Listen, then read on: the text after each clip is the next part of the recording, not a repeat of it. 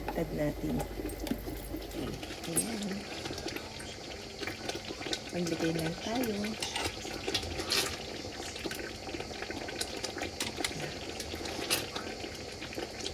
Kaya mas mainit is mas maganda para ma-save natin yung ating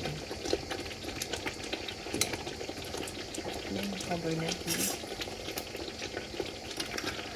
Ayan, paglalagay ng ating mga jam.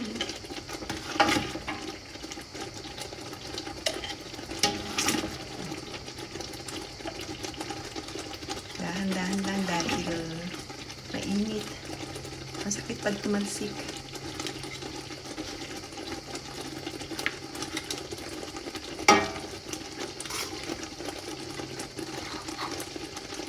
Ibaliktad lang natin. Luto na yung ating marmalade. Yummy. Ito na silang lahat.